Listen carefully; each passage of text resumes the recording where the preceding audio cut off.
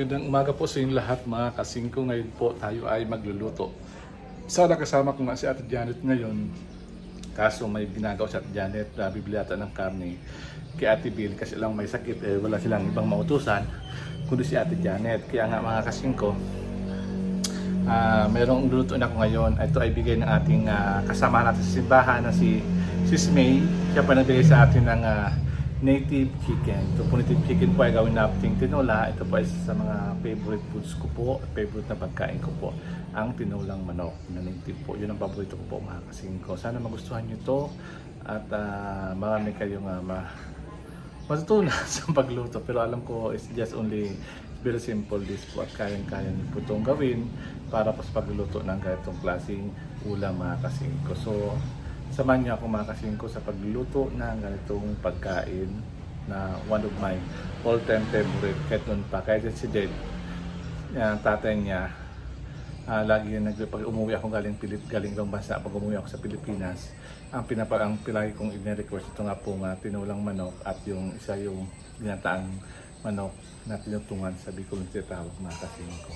Mga kasingko yung binigay sa atin ni Sis. Ayan po, ito yung ating pressed chicken na native or Tagalog manok na Tagalog ba sa mga taga Manila. Ito po masarap po to, ang paborito ko. Ginagawa ko rin po tong fried pinapride ko lang, wala po siyang harina. Pinapride ko sa sausaw mo sa toyo at kalamansi at may sili. Kuha ka na, salt ka na mga kasingko. Ito sinasama po namin to gizzard. Ito po yung gizzard. Yan, gizzard po siya. Nalinis na rin po yan. Tapos may kasama pa siyang dugo. Tapos ito yung liver. Ayan po yung liver po. Tapos yung gizzard. Ayan po. Gizzard po yan. Kasama po yung liver. Sinasama po namin yan. Yung mga kasingko. May favorite din to sa parts ng chicken.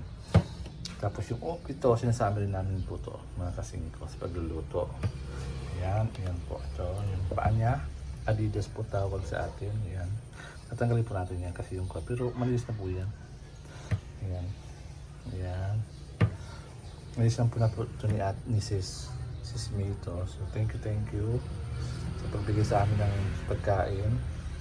Ayan, sinasama po ito. Ayan, diba? Talagang native talaga siya kasi kulay yellow. Tapos, ang kanyang ulo na napakasarap din ito isama, mga kasingko.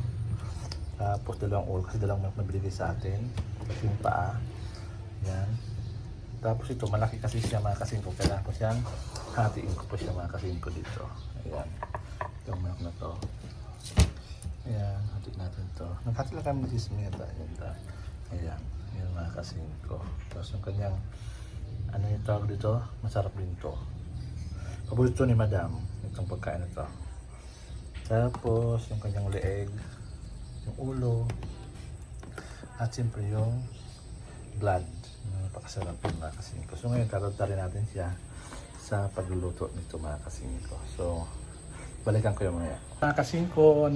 Tinapos ko na yung tinatad ko na yung mga manok para pakuluan natin mga kasingko yung mga manok na binigay sa atin ni Mrs. May. Ngayon, tinatad ko na yon. Tapos ilalagay papakuluan. Papakita ko sa inyo mga kasingko yung manok. Ayan, papakulo natin siya hanggang maging tender siya at malambot mga kasingko. So it takes around 1 oras o 45 minutes siguro. Pero pag sa pressure cooker kahit 30 minutes lang. But ito, mas gusto ko siyang palutuin sa tamang paraan, proseso, hindi minamadali. Diba mga kasingko? Tulad ng pagmamahal natin ay hindi minamadali. Ayan na. So abangan nyo naman mga kasingko, lalagyan natin siya ng mga ingredients. So yung mga ingredients niya, paminta, sibuyas na malaki, luya, bawang, tapos ito po, ito yung lemongrass o tanlad. Tapos patis, mga kasing hindi kasama yung Argentina, hindi po yung kasama.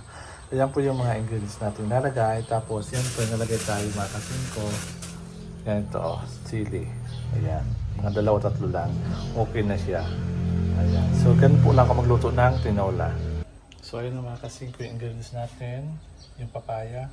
Naku kung papaya, hinog na po siya. Kaya po. Pero okay naman, pwede naman po siya palagay sa tinola po. Tapos ano po yung the rest of the ingredients po. Ayan po. Tapos konting patis. Ayan, so pwede na po siyang tutuin. Ito na po yung ating pinapakuluan. Di pa po siya tapos. Di pa po siya malambot. So hintay may isang oras po yan. Okay. Ito lang mga kasing ko aking balita sa inyo. Sa natanong po na bisita na po namin si Ate Billy sa bahay niya. Medyo masama pakiramdam pa niya. Hindi pa niya po kaya na magtrabaho. So mag-stay muna siya sa bahay nila at pahinga muna siya mga kasing. Kaya minsan medyo nakita si Ate Billy sa ating mga vlog kasi nga po may sakit po si Ate Billy yun po. Ano po ito? May sakit po si Ate Billy. So ayun po mga kasing ko. Sa ngayon balita ko sa iyo at si Ate Janet nga siya ay nagbili nga ng pagkain na Ate Billy muna kasi wala ibang mautusan muna. So ayun, kaya dito muna ako nagluto. Ako kaya mapapansin niyo ako nagluto ngayon kasi wala po si Ate Weng. So ayan mga kasing ko. So yan muna ating vlog sa ngayon. Mami, ano bang feeling mo ngayon na di ka natitira sa bahay na to? Lilipat ka na sa malaking bahay. Hindi malungkot. Ilang bis na mami ka nagpalipat-lipat ng bahay? Pang ilan na? Pangalawa na taon na mami? Oo. Una sa Kalikid, lumipat ka dito. Tapos nang pagkatapos ito, lilipat ka na naman doon sa kabilang bahay. So ayun, nalungkot ka mami? Siyempre. Ano yung mga... Sa Kalikid mami, di ba doon ka lumaki? Ay sa Aliaga ka pa lumaki. Aliaga. Tapos nung napangasawa ka, napunta ka sa Kalikid, tama ba? Nang napangasawa kami, di na ka mami ng asawa mo sa Kalikid. O doon pa kayo dun sa Aliaga. Nakapangasawa ka, nasa Aliaga ka pa o nasa Kalikid ka na? Ay, nakalikid na. Ibig sabihin, dalaga ka pa, nasa Kalikid ka na? Sa kalikid na ba? Dalaga ka pa? Hindi ko matandaan. O nandun nung... Ibig sabihin, nakapangasawa ka mami, ang bahay mo nasaan? Nasa Aliaga pa kasama mo yung nanay mo? Hindi kasama. Ano? Hindi ko, alam ko hindi yung kasama nung Saan ba kayo kinasal? Simbahan o sa West? sa West. Sa West. Pagkatapos, dinala ka sa Kalikid, yung lupa talaga yun, sa asawa mo yun. Hindi. Anong hindi, mami? Hindi. Pero, hindi nga sa inyo, pero doon na kayo tumira. Oo. Oh. Hindi naman ako. So, dinala ka na, nung pagkasal mami, dinala ka na ng asawa mami sa Aliaga. Ay, sa Kalikid. Sa Don Emilia, sa Division, sa Kalikid. Ano mami? Kalikid Sur, doon ka dinala. Tapos doon mo na pinanganak ng dalawang anak mo. Sa Kalikid na. Hindi ko matandaan. Hindi yata. Saan pinanganak yung sinakat? Tapos yung anak mo, yung isa, yung lalaki. Hindi ko na matandaan. Si Lenlen na yung panganay. Oo nga, saan pinanganak ba si Linlin? Sa hospital, ano? Sa hospital sa Cabanatuan. So yun yung pinanganak kami asawa yung anak mo. So anong memories maming hindi mo makalimutan sa bahay na yun? Yung lumang mong bahay. Hindi ko matandaan na. Wala ka bang magandang memories doon? Hindi makakalimutan. Nakalimutan mo na. Hindi ko na maalala. Talagang kuha ka na mami, ano? Talagang Oo. hindi mo na talagang nakalimutan mo lahat. Saan ka ba nagtrabaho? Baka di mo makalimutan na pa yung pagtrabaho mo. Hindi sa regional trial court. Tapos nag-tricycle ka lang pa uwi, di ba? Tricycle balikan, umuwi ka doon. Tapos ano pa ba? Nag-aral ka sa Arroyo. Oo. Alam ko. Tapos ako sa Sa Arroyo. Ano ba tinapusan mami? Matanong ko kita. banking and finance. Banking and Finance tinapusan ni mami sa Arroyo University. Tapos saka siya ilang pagkatapos mami ng college mami, ilang taon ka lang di na bakante after ng graduation mo ng college? O diretso ka na agad sa trabaho? O nagpahinga ka muna? Hindi ko matandaan na. Hindi ko na matanda mami. Pagkatapos ng college mo, di ba ang iba naghanap mo ng trabaho. So ano unang trabaho mo? Anong RTC ka agad mami trabaho mo una? O nag-anong trabaho ka pa bago mag-RTC? Alam ko RTC na agad. Nakakuha ka na kaagad? Naipasok ka na kaagad noon? Swerte pala mami. Ang iba kasi mami pagkatapos ng graduate ng college, naghahanap muna ng trabaho na wala pa muna sa gobyerno, di ba? Mahirap kasi magkuha sa gobyerno, mag-apply. Kasi mag-exam ka ng civil service. Pwede ka nakapasa, di ka makakapasok sa gobyerno, di ka regular. Ikaw nga kasi Concepcion ng nung araw, mayor doon. Natulungan ka agad. Kasi si nanay, naging empleyado din. Nanay mo, saan nagtrabaho mami dati? Regional Triangle Court. So yung position nanay mo, naibigay nilang sa iyo. Dahil nga sa malapit siya kay Mayor, di ba? Kasi nung unang panahon, di ba, nung unang panahon mga mami, pag may makilala ka, di ba? Madali ka makapasok sa government. Pero ngayon, pahirap na ngayon, mami, kahit may kilala ka, talaga mahirap na ngayon, panahon ngayon. Oo, ngayon palakasan. Ngayon, wala na mami yun. Mag-exam ka, 3 beses interview na first, second, third interview. Kasi noong panahon, konti lang ata nag-a-apply pa noon sa government position kasi nga konti nakaka-apply sa civil service. Ngayon mami, marami nakakapasa sa civil service mami. Tapos, isang posisyon, siguro... Madali akong napasok kasi conception ako. Conception yun. Tapos mami, sa isang posisyon mami, ilang nag-a-apply na 100 siguro, 50. Ang dami. Tapos, pipili lang siguro mga 5, pabalikin, interview, second interview, tapos yung final interview. Mas mahirap ngayon sa gobyerno mami. Hindi lang first interview ata, hanggang final interview. Ayun na. Oo. So, kundi nga lang ako conception, baka hirapan. Oo. Pero mas advantage pa rin may kilala ka sa loob ng agency o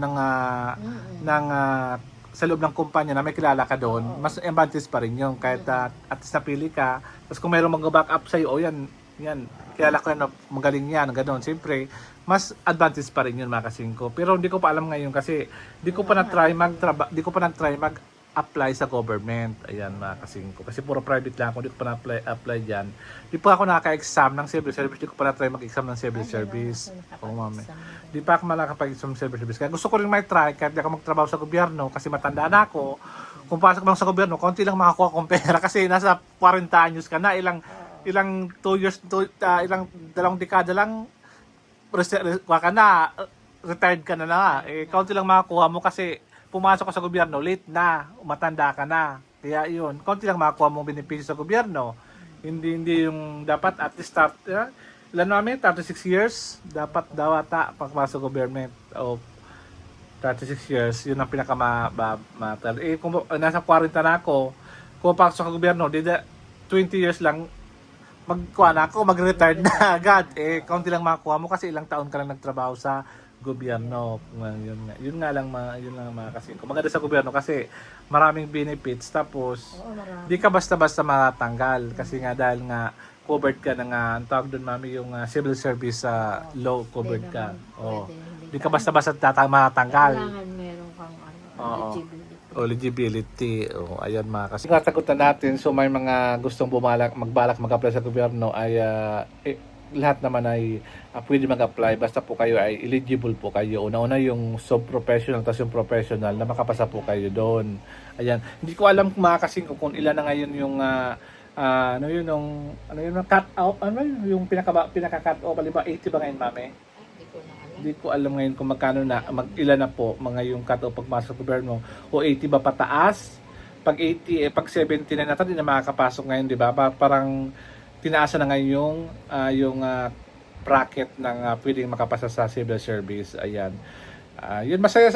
Gusto ko rin mag-apply para ay mag-exam para ma-challenge niya ako kung ano bang mga exam sa civil service. Alam ko may mga batas diyan, mami, may mga pag-exam kami, yung mga batas dapat alam mo, yung mga batas, mga bagong batas ngayon, alam mo dapat yun pag exam ka civil service. Tapos yung mga parang nag-exam pa lang mami ng wala hindi ka matanggap-tanggap. Oo, kasi mami, nasa batas kasi yun mami, required yun. Lahat man ata mami ng sa buong, di lang sa Pilipinas, sa ibang bansa, ganun din mami. May exam talaga yung government para makapasok ka sa kanilang, sa ina-applyan mong posisyon. Mapa-admin lang yan o mapa-clerk, kailangan pa rin mag-exam ng civil service. Ano mami?